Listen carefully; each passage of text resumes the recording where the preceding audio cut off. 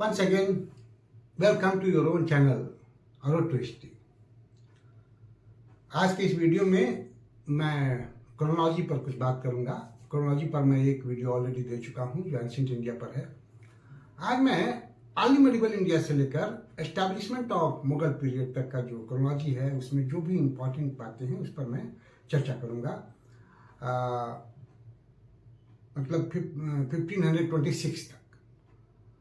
हर्षवर्धन की मृत्यु होती है 641 में, जिसको सकल उत्तरापथनाथ भी कहा जाता था। हालांकि ये सब डिबेट की बातें हैं, लेकिन उसके बाद जो डेवलपमेंट होते हैं भारत में उस पर हम चर्चा करेंगे। जो सबसे पहला इंपॉर्टेंट डेवलपमेंट है वो है 712 ईस्वी में 712 एडी में मोहम्मद बिन कासिम सिंध पर आक्रमण करता है और सिंध पर कब्जा कर लेता है। दाहिर उस समय वहां का राजा था। तो अगर देखा जाए तो इस्लाम का प्रवेश उसी समय से भारत में होने लगा। हालांकि अरब इन्वेजन, मोहम्मद बिन कासिम अरबियन था। अरब इन्वेजन का इस्लाम के प्रसार में बहुत ज़्यादा रोल नहीं है, लेकिन हम ये तो जरूर कह सकते हैं कि इस्लाम भारत में प्रवेश करने लगा था। तो ये एक इम्पॉर्टेंट घटना हुई। दूसरी इम्पॉर्टेंट घटना जो हुई वो 752 एडी में 752 ईस्वी में अनंतनाग तोमर दिल्ली का, जिसको वर्तमान में दिल्ली कहते हैं, उसकी स्थापना करता है। ठीक उसके बाद एक और जो महत्वपूर्ण ईयर है 886 ईस्वी। इसमें कुरान का अनुवाद सिंधी भाषा में किया जाता है। कुरान का ट्रांसलेशन होता है सिंधी भाषा में। तो हम देख रहे हैं कि किस तरह से जो मोहम्मद बिन कासिम 712 ईस्वी में आता है, फिर उसके बाद कुरान का अनुवाद हो रहा है सिंधी भाषा में। सिंध पर ही उसका आक्रमण था। तो एक प्रयास चल रहा था इस्लाम को प्रसारित करने का। उसके बाद अगर हम बात करें कि धीरे धीरे कैसे महमूद गजनी, मोहम्मद गोरी भारत में आक्रमण करने लगे। महमूद गजनी की बात अगर करें तो 1001 ईस्वी से लेकर 1027 ईस्वी तक का उसका आक्रमण का पीरियड है। वो बार बार भारत पर आक्रमण करता है। उसमें बहुत सारे आक्रमण इंपॉर्टेंट हैं, लेकिन दो महत्वपूर्ण की मैं चर्चा करूँगा। 1018 ईस्वी में कन्नौज पर आक्रमण करता है, क्योंकि कन्नौज इस समय बड़ा इंपॉर्टेंट प्लेस था। त्रिपाटाइट जो स्ट्रगल है वो कन्नौज को लेकर ही हुआ था। त्रिपाटाइट स्ट्रगल के बारे में, जो त्रिपक्षीय स्ट्रगल है, उस पर मैं अलग से बताऊंगा। फिलहाल मैं ये बताता हूँ कि वो कन्नौज को लेकर ही हुआ था। तो उस पर कब्जा करता है और 1025 ईस्वी में सोमनाथ का जो मंदिर है उस पर आक्रमण करता है। तो ये तो ईयर बड़ा इंपॉर्टेंट है। उसके बाद 1030 ईस्वी में अल-बिरूनी तहकीकात हिंद नामक किताब लिखता है, जिसको फर्स्ट इंडोलॉजिस्ट कहा जाता है अल-बिरूनी को, जो उसमें भारत के विषय में विभिन्न जानकारियां हमको प्राप्त होती है। महमूद गजनी के बाद मोहम्मद गोरी भारत पर आक्रमण करता है। 1175-76 में वो मुल्तान पर आक्रमण करता है और उसके बाद से उसका बार बार आक्रमण होता है। भारत में इम्पॉर्टेंट जो एक बहुत इम्पॉर्टेंट महत्वपूर्ण राजा थे पृथ्वीराज चौहान। पृथ्वीराज चौहान का जो पीरियड है 1179 एडी से लेकर 1193 एडी तक दो बड़े महत्वपूर्ण युद्ध हुए। प्रथम तराइन का युद्ध, द्वितीय तराइन का युद्ध। प्रथम तराइन का युद्ध जो हुआ 1191 में, जिसमें पृथ्वीराज चौहान मोहम्मद गोरी को पराजित करते हैं। और दूसरा जो युद्ध हुआ ठीक एक साल बाद 1192 में, जिसमें मोहम्मद गोरी पृथ्वीराज चौहान को पराजित करता है। और उसके बाद से जो भारत में दिल्ली सल्तनत का शासन स्थापित हुआ, वहीं से वो रास्ता क्लियर हो जाता है। दिल्ली सल्तनत की स्थापना का रास्ता क्लियर हो जाता है। जयचंद, जो कि पृथ्वीराज चौहान के खिलाफ मोहम्मद गोरी का साथ दिया था, मोहम्मद गोरी उसे भी नहीं बख्शता है। और चंदावर के युद्ध में, जो 1194 में हुआ था, चंदावर के युद्ध में जयचंद को भी वो पराजित कर देता है।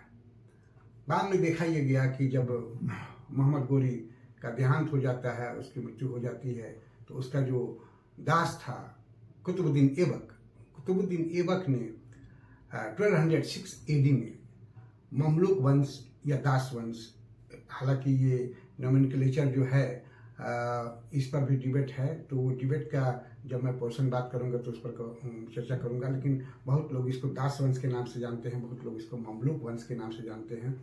तो उस ममलूक वंश की या दास वंश की स्थापना 1206 ईस्वी में कुतुबुद्दीन ऐबक के द्वारा होती है। और कुतुबुद्दीन ऐबक का जो शासनकाल है वो 1206 से 1210 है। 1210 में चौगान खेलते वक्त, जिसको पोलो भी कहते हैं, उसकी मृत्यु हो गई थी। उसके बाद जो महत्वपूर्ण राजा हुए गुलाम वंश के या ममलूक वंश के, इल्तुतमिश, रजिया सुल्ताना, बलबन, ये बड़े महत्वपूर्ण राजा हुए। कुतुबुद्दीन ऐबक के बाद 1211 से 1236 तक इल्तुतमिश का शासनकाल रहता है। इल्तुतमिश को खलीफा के द्वारा 1229 ईस्वी में मान्यता भी प्रदान की जाती है। और इल्तुतमिश के बाद 1236 से लेकर 1240 तक का जो काल है वो रजिया सुल्ताना का काल था। रजिया सुल्तान के बाद फिर छोटे मोटे सुल्तान बनते हैं, लेकिन बलबन सबसे ताकतवर फिर सुल्तान बनता है, जो ब्लड एंड आयरन की नीति भी लेकर आता है। बहुत सारे सुधार वो करता है, तो उस पर हम बलबन को जब पढ़ाएंगे तो उस पर हम चर्चा करेंगे। बलबन का पीरियड है 1265 से 1287 ईस्वी तक वो शासन करता है। उसके बाद उसका पुत्र शासन करता है, लेकिन 1290 ईस्वी में खिलजी वंश की स्थापना होती है। तो जलालुद्दीन फिरोज शाह खिलजी वंश की स्थापना करता है, जो 1290 से 1296 ईस्वी तक शासन करता है। उसके बाद अलाउद्दीन खिलजी का पीरियड आता है 1296 से लेकर 1316 ईस्वी तक। बहुत लंबे समय तक अलाउद्दीन खिलजी का कार्यकाल रहा है। उसने बहुत सारे सुधार किए हैं, आप पढ़े होंगे। फिर मैं इस पर पहले भी वीडियो बनाया हूँ और भी वीडियो दूंगा, किस तरह से वो लैंड रेवेन्यू सिस्टम में सुधार करता है, मार्केट पॉलिसी में सुधार करता है, किस तरह से मार्केट को कंट्रोल करता है, आर्मी में किस तरह से सुधार करता है। तो बहुत सारे सुधार कार्यक्रम अलाउद्दीन खिलजी करता है और बहुत ही डेस्पोटिक रूलर था। तो अलाउद्दीन खिलजी का ये शासन का पीरियड है 1316 ईस्वी तक वो शासन करता है। उसके बाद उसका पुत्र मुबारक खिलजी शासन की बागडोर अपने हाथ में लेता है। मुबारक खिलजी 1320 तक शासन करता है। 1320 में गयासुद्दीन तुगलक वंश की स्थापना करता है। गयासुद्दीन तुगलक 1320 से 1325 ईस्वी तक शासन करता है। उसके बाद जो बहुत ही कंट्रोवर्शियल सुल्तान हुआ मोहम्मद बिन तुगलक, उसका शासनकाल है 1325 से 1351 ईस्वी तक। उसी के पीरियड में राजधानी परिवर्तन हुआ, टोकन कॉइन चलाया गया, बहुत सारे रिफॉर्म्स किए गए एग्रीकल्चर के फील्ड में, और उसको एक फेलियर सुल्तान माना जाता है। तो उस पर एक मैं अलग चैप्टर भी बनाया हूँ और एक वीडियो भी बनाया हूँ, उसको आप देख सकते हैं। आगे भी मैं उस पर बहुत कुछ बताऊँगा। उसके बाद मोहम्मद बिन तुगलक के बाद फिरोज शाह तुगलक शासक बनता है। उसका भी एक लंबा पीरियड है। उसने भी बहुत सारे रिफॉर्म किए, बहुत सारे नगरों का निर्माण किया, शहरों का निर्माण किया। 1351 से 1388 तक का जो काल है वो फिरोज शाह तुगलक का काल है। उसके बाद उसके बहुत सारे वंशज शासन करते हैं। अबू बकर शासन करता है और भी हैं जो 1414 तक शासन करते हैं। 1414 ईस्वी में खिज्र खान तुगलक वंश को समाप्त करके सैयद वंश की स्थापना करता है। और सैयद वंश का जो काल है या सैयद वंश का जो शासन है, उसके बाद दिल्ली सल्तनत में लोदी वंश का शासन प्रारंभ होता है। बहलोल लोदी, सिकंदर लोदी और इब्राहिम लोदी, ये तीन प्रमुख शासक होते हैं।